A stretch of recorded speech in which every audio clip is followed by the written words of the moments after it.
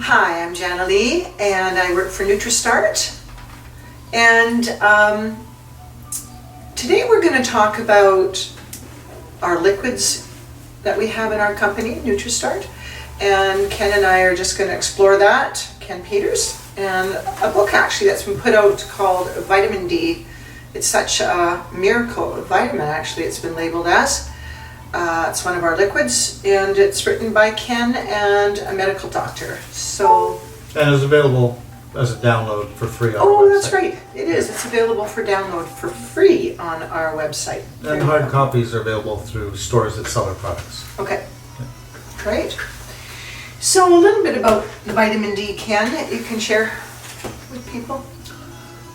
Well, the two best ways of taking vitamin D are as a liquid, which you can just put directly in the mouth and will absorb through the mucous membranes, or in a soft gel, which you need to take at a meal with fat. Tablets are very poorly absorbed, so tablets are bottom of the list here. Also, they have some fillers in them, right? Well, they do have fillers, binders, Binders, exfoliants, yeah. coating agents, all that sort of thing. So yes, And we don't. no, just sunflower oil and some vitamin E. So it's not, doesn't have preservatives. So if you get a bottle too large for your needs, you'll have to keep it in the fridge. Otherwise, it will go rancid over the course of a year. Good point. But nonetheless, it is very clean, very well absorbed. And many people want to take higher doses. A pill only in Canada is allowed to put 1,000 IUs in. So if a person is using a therapeutic treatment for SAD or for asthma or for some ailment, and they might want 10,000 D for a short period to bring their levels up, that's 10 pills at a meal with fat, rather than 10 drops under the tongue, easily absorbed, no food required. So it's convenient, it's clean, and it's one of the most effective ways of getting your vitamin D. So I understand ours is covered by the vegetarian order? That's a good point. Vitamin D is made from lanolin from sheep's wool. Vegans often don't like that concept. However, sheep must be sheared since they've been hybridized to be a breed, or it's actually detrimental for them if they're not sheared, so nobody dies. But we have endorsement from the American Vegetarian Society, which says those sheep have been tracked for humane treatment. So the lanolin that we use is considered a humane product. It's endorsed by them. And the price of our vitamin D is probably a tenth of that of a vegan vitamin D. You'll literally get about 900 servings of our D for about 60 servings of a vegan D. So it's the value is difference is quite strong. Oh, that's awesome. So one drop is 1,000. Yes, yes. I've had people think it was a drop or full. Get like 30,000. The thing with D is you can take large amounts. They do clinical studies where people are injected with 100,000 at the beginning of winter and ride it out. So once you realize your mistake, you just simply stop taking the D until your body's used it up. Even if a child accidentally takes too much, all you have to do is just stop giving it to them for a length of time and the body will use up the excess. Yeah, we also have a baby D too, right? Yeah, lower dose, half dose. Half dose Yeah. than what the regular. Yeah, 500 IU per drop instead of 1,000. Right. So I've heard that the stacking of the vitamin D, can you just touch a bit on that of, you said loading up, like. Well, Like most people are quite deficient in vitamin D. Mm-hmm. People think they're outside and their face is exposed to the sun and they're making D. Well, your face does not make D very well. You need to be 50% exposed. You need to be at least in shorts and a t-shirt. You can't shower all day. You can't shower before sunbathing or after sunbathing. And then this stored D is sitting in your liver waiting to be activated. Your kidneys decide when to activate it based on the sodium potassium levels in your blood. So if in the winter you are eating bananas and oranges, that high potassium food is telling the body that it's summer, no need to activate the D. So people, even those that sunbathe in the summer, in the 4 months in which you can get enough D from the sun, generally don't activate it because they're eating tropical fruit in the winter. So we need a lot of D, and most people are quite D deficient. Mm-hmm. I'll generally suggest they saturate themselves for a week, like at about 10,000 a day, skip the weekends. This is always a safety valve, and you've always heard me talk about skip the weekends. That way, if you take too much of a fat soluble or a mineral that's not water soluble, your body will be able to use up the excess, thus giving you kind of a safety valve against overdosing. Really, vitamin D, the strongest symptom of overdosing is leg cramps, because D requires magnesium. So people start showing leg cramps at a higher level of D intake, means they were borderline magnesium deficient and they need a magnesium supplement. That's pretty much it. And then, of course, the other medical worry about high vitamin D is hypercalcemia, where it draws too much calcium into the bloodstream. Oh. Normally, D would be found with K. If in the diet, it would come in liver, and a grass-fed animal would have vitamin K. So vitamin K is a strong cofactor for vitamin D.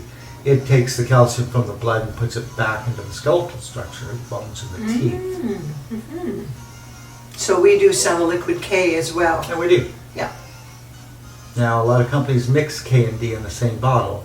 The problem is, in Canada, you're only allowed 1,000 D in a serving and 120 mics of K in a serving. So the serving's enough for vitamin K, but my belief is it's not enough vitamin D. So we prefer to have them separate, because I'll have the saturation phase of D at maybe up to 10,000 for a week, and then I'll suggest people take 3,000 to 5,000 5 days a week thereafter, depending on circumstances. That way they can take the K that they want separate from the D they want. So here's what our products look like. We have 50 ml. We also sell a 25 ml. This is our largest family size. There's just about 2,000 servings. Each drop is 1,000, so it's a good bang for your buck. And the baby D, which is half the strength, as Ken was mentioning, of the adult B vitamins. Anything else, Ken, that you want to say about the Ds? Well, we did that booklet, the free D booklet there. This one? About a year and a half, 2 years ago. Yeah. And since then, I do a newsletter, and every month I come up with a new discovery about vitamin D.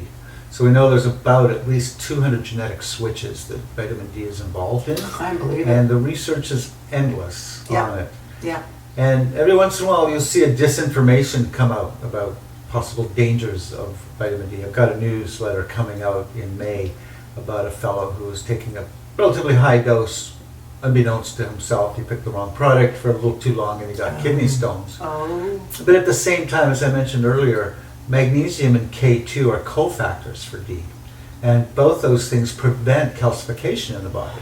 So had the person been aware of this, he could have compensated for that formation by taking adequate amounts of magnesium, adequate amounts of vitamin K2. So, definitely a person who wants to take higher levels should do their research. But the point is, as I say to people, it's the single most important nutrient to take. Those genetic switches were set before we evolved out of Africa. So the person who lives near the equator supposedly averages about 8,000 international units daily. So I am an advocate of higher dose levels along with cofactors, and clearly it's extremely beneficial to take vitamin D. It's inescapable.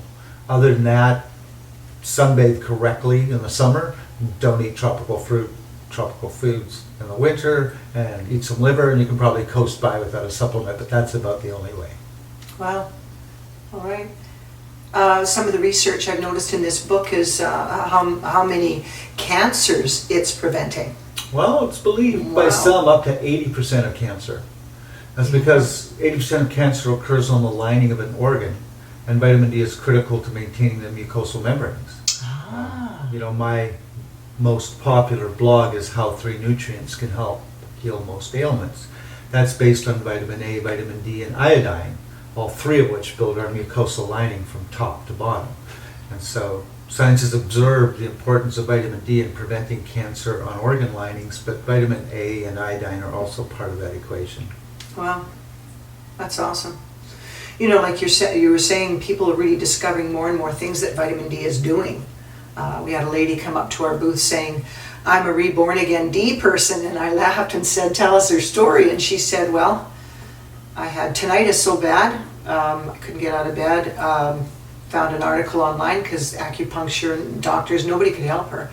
And this article out of Russia said they had results with vitamin D.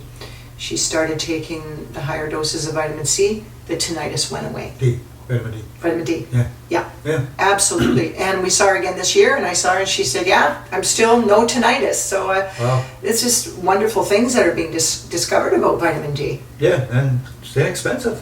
Yeah, exactly. So again, you can download our booklet on vitamin D on our website, www.nutristart.com. And this is a free booklet on the research that's been done on vitamin D. And you can get the newsletters there too. Oh, and the newsletters, absolutely.